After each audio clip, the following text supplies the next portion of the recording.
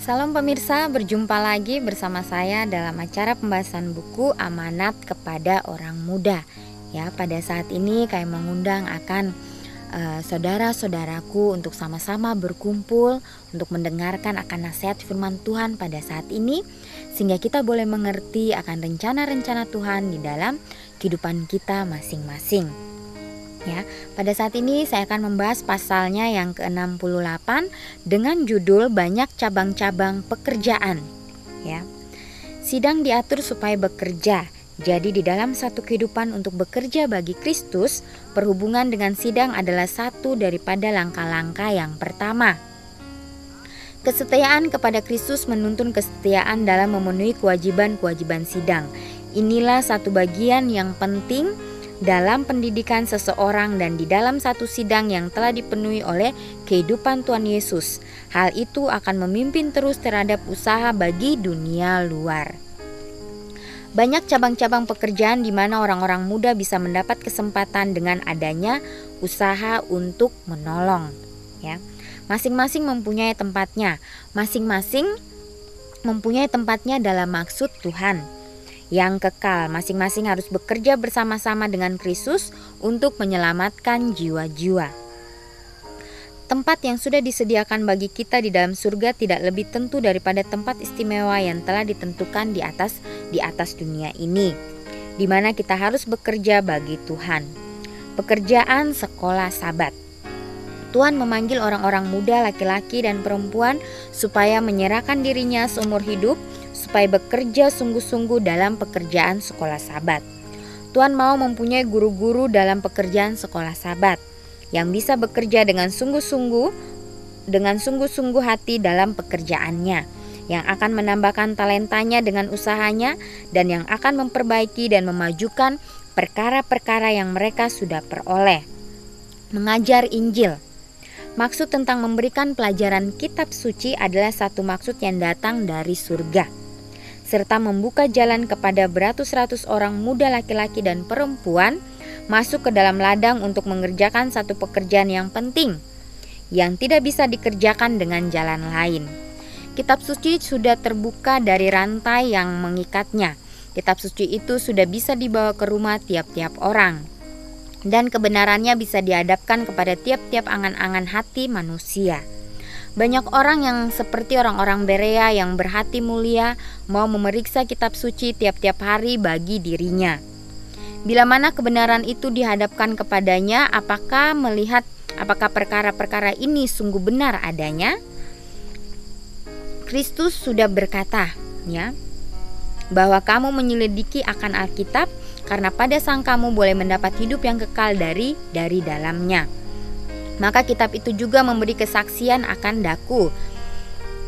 Yesaya 5 ayat 39. Yesus penebus dunia ini meminta kepada manusia supaya mereka bukan saja membaca, melainkan menyelidiki akan Alkitab.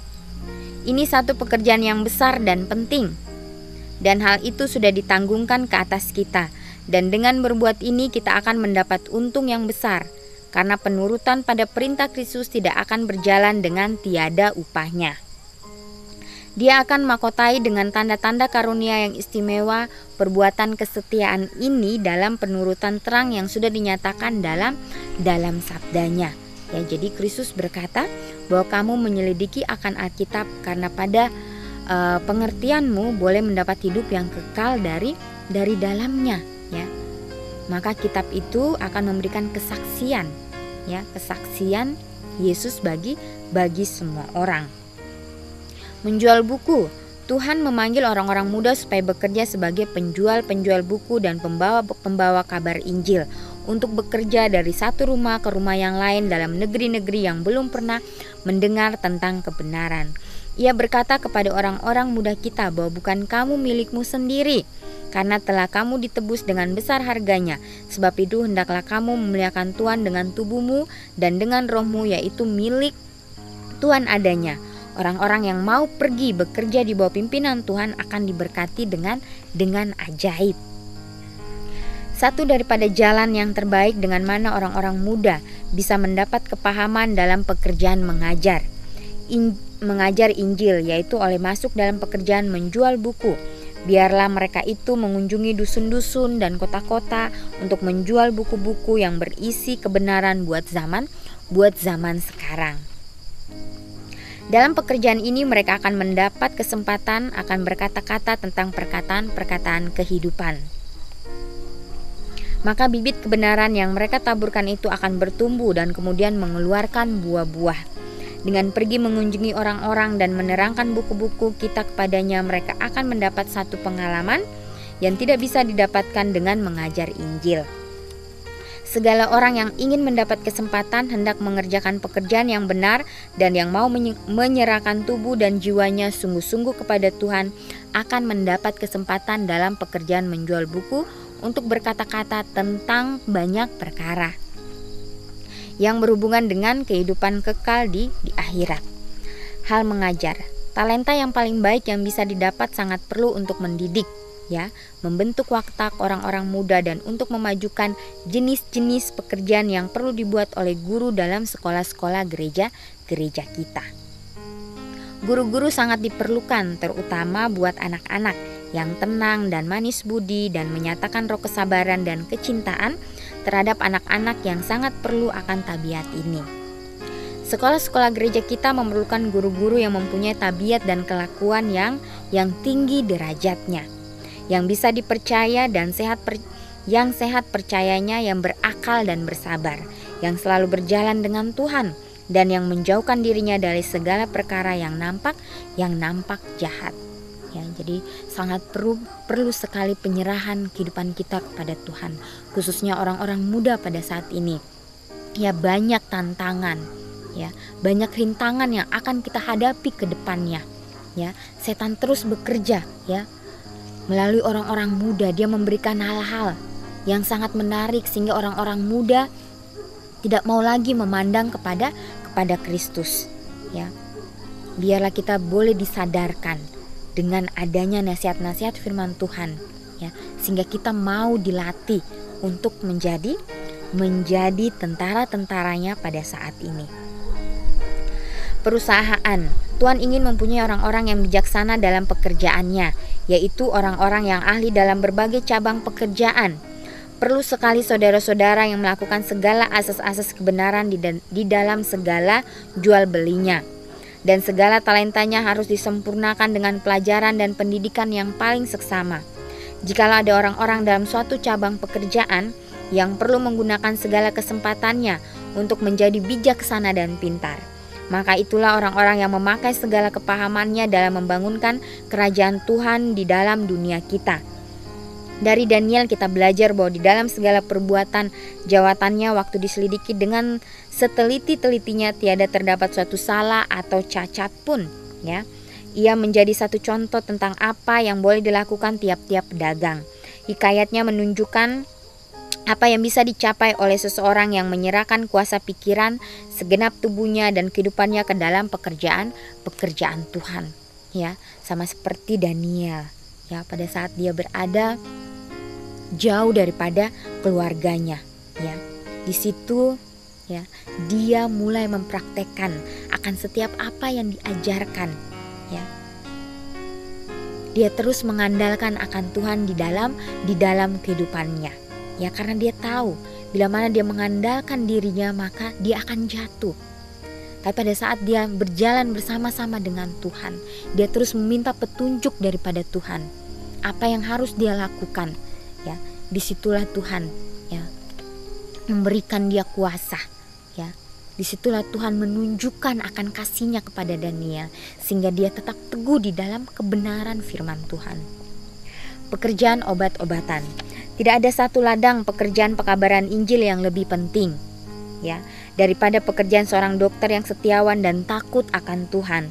Tidak ada satu ladang di mana seorang bisa melakukan kebajikan yang lebih besar atau mendapat lebih banyak permata untuk bercahaya di atas mahkota kesukaannya. Ia bisa membawa kemurahan Kristus sebagai satu minyak bau-bauan yang harum baunya, ke dalam kamar orang sakit yang ia kunjungi. Ia bisa membawa obat penawar yang benar kepada jiwa yang berpenyakit dosa. Ya, ia bisa menunjukkan kepada orang-orang sakit dan yang sudah hampir mati kepada anak domba Tuhan yang menghapuskan dosa dunia. Ia seharusnya jangan mendengar pengajaran yang sesat yang berkata bahwa berbahaya sekali berkata-kata tentang kepentingannya yang kekal dengan orang-orang yang jiwanya sedang diancam bahaya. Kalau hal itu membuat dia lebih jiwanya sedang diancam, bahaya, kalau hal itu membuat dia lebih payah, karena dalam 10 orang 9 akan disembuhkan baik roh dan tubuhnya melalui pengetahuan tentang juru selamat yang mengampuni dosa manusia. Yesus bisa membatasi kuasa setan. Ialah dokter dalam hal mana siapa orang yang sakit dosa itu boleh percaya bisa menyembuhkan baik penyakit badani, baik penyakit jiwa, ya. Hampir dalam tiap-tiap masyarakat banyak orang yang tidak mau dengar akan pengajaran tentang perkataan Tuhan atau mau mengunjungi suatu kumpulan agama. Kalau kiranya kabar Injil sampai kepada mereka itu, kabar itu mesti dibawa ke rumah-rumahnya. Seringkali usaha menyembuhkan kesusahan tubuhnya adalah satu-satunya jalan untuk mendekati mereka itu. Juga juru rawat yang menjaga orang-orang sakit dan yang meringankan kesukaran orang-orang miskin akan mendapat banyak kesempatan untuk berdoa dengan mereka, membaca perkataan Tuhan kepadanya serta berkata-kata tentang juru selamat. Mereka bisa berdoa dengan dan untuk orang-orang yang tidak berdaya lagi, yang tidak mempunyai kekuatan kemauan lagi untuk mengatur nafsu makannya, yang telah direndahkan oleh nafsu keinginannya. Mereka bisa membawa satu sinar pengharapan ke dalam kehidupan orang-orang yang sudah putus harapan dan tawar hati. Kecintaannya yang tidak mementingkan diri sendiri dan dinyatakan dengan perbuatan pengasihan dengan manis budi akan membuat lebih gampang bagi orang-orang yang menanggung sengsara itu beroleh percaya di dalam kecintaan Yesus, ya. Janganlah sekali-sekali memandang rendah terhadap pangkat kependetaan itu, ya, dikatakan. Sesuatu usaha tidak boleh dilakukan dengan demikian sehingga hal itu menyebabkan pekerjaan mengabarkan Injil dipandang rendah sebagai satu perkara yang kurang berharga. Sebenarnya bukan demikian. Barang siapa yang menghinakan pangkat pendeta berarti menghinakan Kristus. Ya, pekerjaan yang termulia di atas segala pekerjaan, yaitu pekerjaan mengajar Injil dalam segala jenis cabangnya. Jadi pekerjaan yang lebih diberkati oleh Tuhan daripada pekerjaan mengajar Injil. Janganlah orang-orang muda kita ditegarkan untuk masuk ke dalam pekerjaan mengabaikan Injil, ya. Ada bahaya yang timbul melalui bujukan-bujukan yang gilang gemilang, hal mana sebagian orang akan disimpangkan dari jalan di mana Tuhan suruh kita berjalan, ya. Beberapa orang memberanikan diri mengambil pelajaran dalam soal obat-obatan, sedangkan sepatutnya mereka harus menyediakan dirinya untuk masuk ke dalam pekerjaan kependetaan. Tuhan memanggil lebih banyak pekabar-pekabar Injil untuk bekerja di dalam kebun anggurnya. Perteguhkanlah pasukan yang di muka, taruhlah penunggu-penunggu yang setia pada tiap-tiap pojok dunia. Tuhan memanggil kamu, hai orang-orang muda, ya. Ia panggil tentara-tentara besar yang terdiri dari orang-orang muda yang lebar hati dan berpemandangan luas, dan yang mempunyai kecintaan yang dalam kepada Kristus pada kebenaran. Orang-orang muda sangat diperlukan. Tuhan memanggil mereka itu untuk bekerja dalam ladang-ladang asing. Oleh sebab mereka umumnya bebas dari tanggungan-tanggungan, maka mereka itu lebih gampang masuk dalam pekerjaan itu daripada orang-orang yang harus menanggung pendidikan dan pemeliharaan satu rumah tangga yang besar. Lebih jauh orang-orang muda lebih gampang membiasakan dirinya dengan hawa yang baru dan dengan pergaulan yang baru. Dan mereka lebih kuat menahan segala keadaan-keadaan yang kurang menyenangkan dan berbagai kesukaran. Dengan akal budi dan ketekunan mereka bisa sampai kepada orang-orang dimanapun mereka itu berada, ya. Orang-orang muda harus memahirkan dirinya dengan belajar berbicara dengan bahasa asing supaya Tuhan bisa memakai mereka itu sebagai perkakas untuk mengabarkan kebenaran keselamatan kepada bangsa-bangsa lain. Orang-orang muda ini bisa mendapat pengetahuan tentang bahasa-bahasa lain sementara mereka bekerja untuk menyelamatkan orang-orang yang berdosa. Jikalau mereka memakai waktunya dengan teliti, maka mereka akan bisa memperteguhkan kuasa pikirannya serta memahirkan dirinya dalam pekerjaan yang lebih berguna.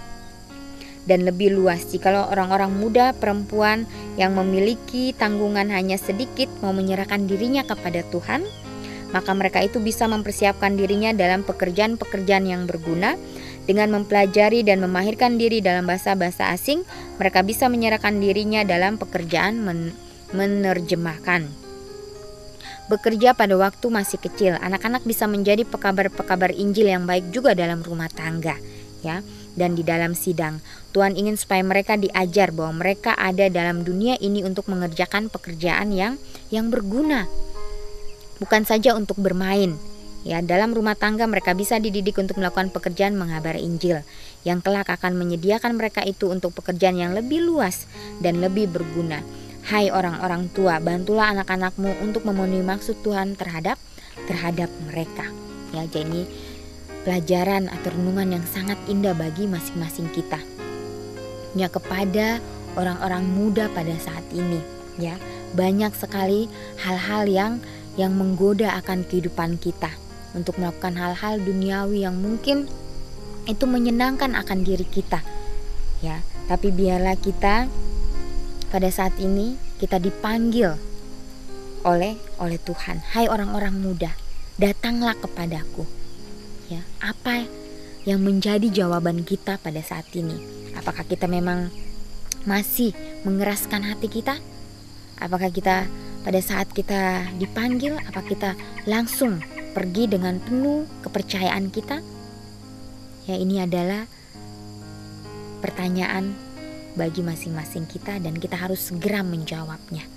Ya, karena pada saat Yesus memanggil ke-12 muridnya, apa yang dilakukan ke-12 muridnya?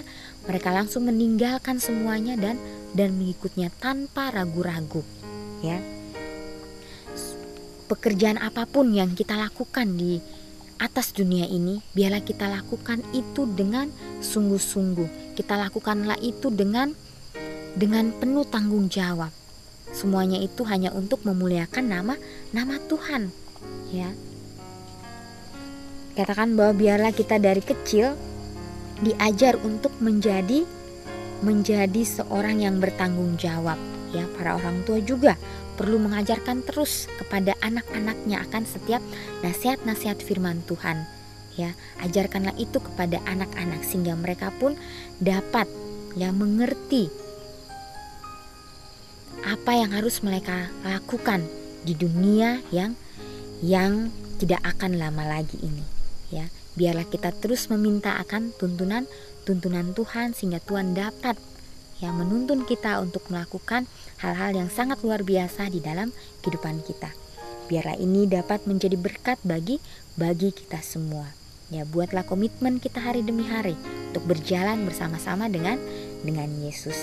Tuhan memberkati.